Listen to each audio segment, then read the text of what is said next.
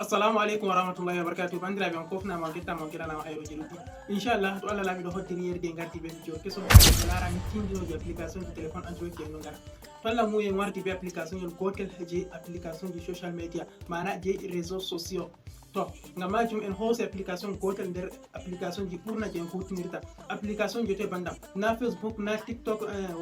na Facebook na YouTube na Instagram na WhatsApp. Ande kam do TikTok e mata video meɗen bandiraɓe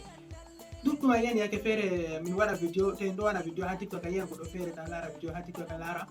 oɗo waɗa vidéo ndamo ha less oɗo yewta aɗa lara oɗo yewta sei vidéo feere goɗon ha dow mako oɗo wolwa dow vidéo majum mana vidéo ji to oɗo wolwa timmina to a famtai vidéo majum waro sharhane vidéo majum ɓurna waɗoɓe raddu dow wahabin a lara ɓeɗo waɗa banni ɓe acca vidéo ji wahabinkeji ko togga timmina sei ɓe wara ɓe yofa kamɓe bo koɓe yofata ha less irada ɗo majum kayna sei je raddu ko irada vidéo ji toyi a yiɗi a waɗa a holla goɗɗo ko a famtina goɗɗo ko photo goɗɗo a yiɗi a jeɗɗina dow a yewta dow mako banni majum ɗo yimɓe feere ɗon ɓeɗo ƴamam ɓeɗo tokkangal privé ƴamam noy ɓe waɗirta ɗo majum to Allah lami ɗo muyi yerdi mi holla en noy on en gaɗirta ɗo majum gal application meɗen je TikTok a wala haaje télécharge go application ngam ha monta vidéo mara heɓa ɗo man waɗa ba aa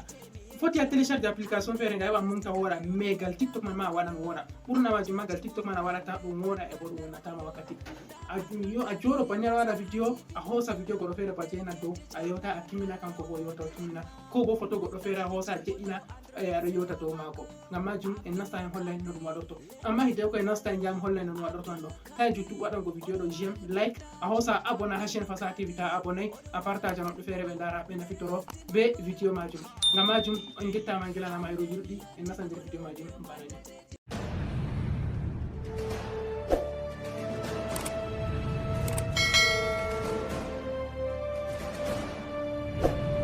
Assalamu alaikum warahmatullahi wabarakatuh. Bandiraɓe mi simminake dow moɗon fu moɗon goto mi yelanake on hayruji ɗuɗɗi ɗi duniya be lahira. Mi yiɗi mi holla en kuje feere dal TikTok je woɓɓe feere ɗo ƴamam ɓe giɗi ɓe ngala ɗo man amma ɓe ngala dabareji ha waɗugo ɗo majum ɓe anda noy on ɗum ɗo waɗire ngam majum tokkeɗam nder vidéo ɗo ga fuɗɗam haragare mi hollan en amma noppi ɗo yiɗinango ɗum ɗumejum en giɗi hollugo ko da shike en arti en jewtino daga ha fuɗɗam vidéo majum ko en giɗi hollugo majum waɗugo vidéo dow vidéo goɗɗo a yiɗi a wolwa boliɗe maɗa dow vidéo goɗɗo masalan jotta ko waɗi vidéo hunde man nde o waɗi man nde fottanay mara a yiɗi a waɗa sharha dow mare ko bo a yiɗi a waɗa raddi dow hunde nde o waɗi majum noy on ɓe gata irum majum ɓurna on giyan min man ma miɗo waɗa irada vidéo ji majum mi jeyna vidéo goɗɗo ha dow yewta timmina nden min bo mi jokka yewtugo komi yewtata malla bo a jeɗɗina photo ha dow a hoosa aɗo sappo photo majum aɗo yewta ko a yewtata dow photo majum ɗo ɗon en giɗi en kolla noy ɗum waɗirte ngam majum tokkeram nder vidéo ɗo diga fuɗɗam ha ragare ta yejjite abonnugo ha chaîne Fasaha TV gal YouTube ta aɗo lara vidéo gal TikTok nastu yo waɗu recherche Fasaha TV ɓe waddante chaîne amin a hoosa abona a ɓiɗɗana vidéo majum j'aime a partage ana woɓɓe feere bo ɓe ndara ɓe nafitoro be vidéo ji majum nden ta aɗo lara gal YouTube o ta yejjutu nastu TikTok a waɗa recherche Abdoul Kadire ɓe waddante compte amin a hoosa abona ngam heɓugo vidéo ji dammuɗi gal TikTok machallah en nasta nder TikTok meɗen bana ni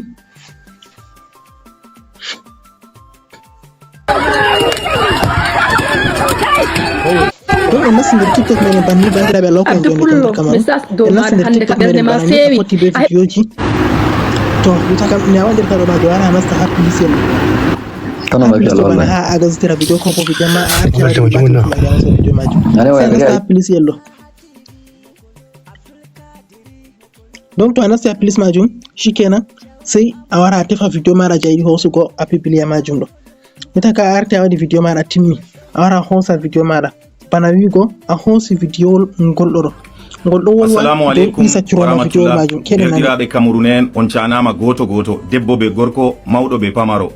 to en nani bandiraɓe en andi ko waɗi vidéo maɗa sai a ɗaɓɓita photo hunde nda wolwanta man ko bo vidéo majum a wara a waɗa next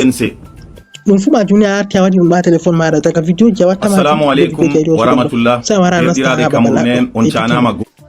ta nasti hatto shikenan a wara a lara overlay nda ɗum ɗo gelɗo ɗo a wara nasta ha ton to a nasti ha ton donc ɗo ɗon walla to Isa Chiroma ɗo en giɗi en hoosa photo Isa Chiroma en wara en jeɗɗina sai a hoosa photo Isa Chiroma to vidéo ma banni a hoosa to vidéo ma a wara nasta partie vidéo a hoosa vidéo jayi jengo majum to photo bo wara nasta partie photo to en yiɗi en hoosa photo en hoosa partie photo to en hoosi sai wara a waɗa confirmé ta waɗi confirmé shikenan nda ɗum banni sai a hoosa a wara ta yiɗi a mawnina photo majum ta yiɗi a mawnina ɗum ni a je'ina ha dow ma to a yiɗi ha les ma gara yiɗi pat a je'ina donc foti a famɗitina bo a waɗa ɗum ni a hosa a je'ina to on giyan video ko ɗo yewta ɗo hoto kam wolwata ngam ɗume ngam ɗum photo e hosinana video bani on tan c'est simple a wara a dasa video ha yongo jusqu'à de kero ne a yiɗi jutugo video majum ta yiɗi a yara ɗum ha fin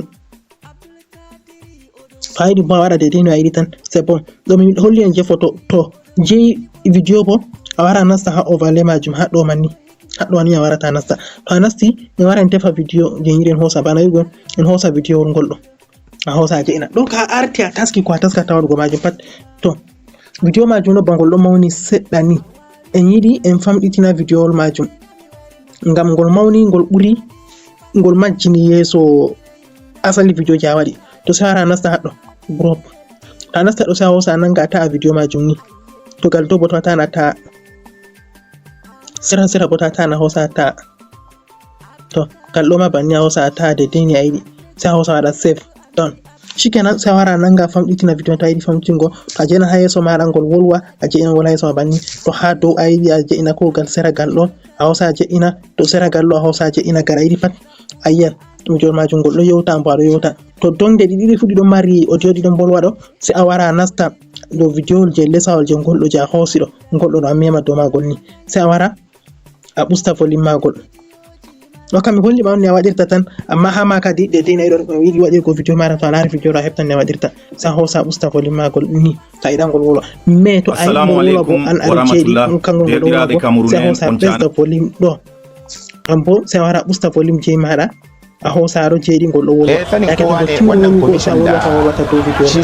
bani on ɓe gaɗirta ɗo majum gal TikTok wala application a télécharge ta sam ha waɗugo ɗo majum amma TikTok man bo nana TikTok ko je tewanata c'est de TikTok je ɗo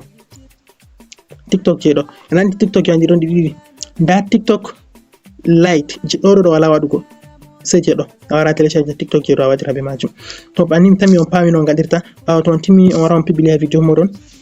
on nastanda ha flash ngel ɗo a iya banni a yaha publia video mara to a timmini waɗugo inchallah on kofnama on gettama on gelanama hayroji ɗuɗɗi mo moɗon taƴjite abonugo ha chaine meɗen jeyi fasaha tv ngam heɓugo videoji fere fere ko larani kofnama on gettama on gelanama hayroji ɗuɗɗi wassalamu aleykum.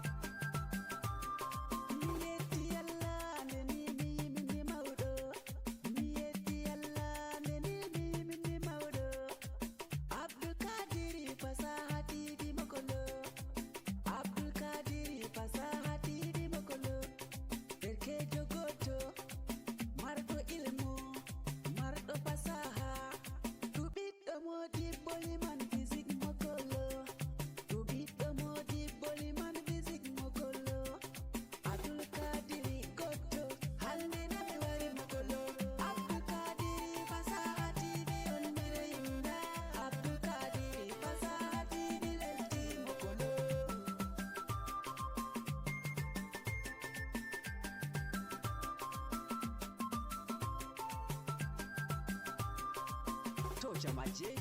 dama wodi haje mako fu yewna mo ha lamba nga 694 77 13 90 lamba Abdul Kadri Fasaha TV.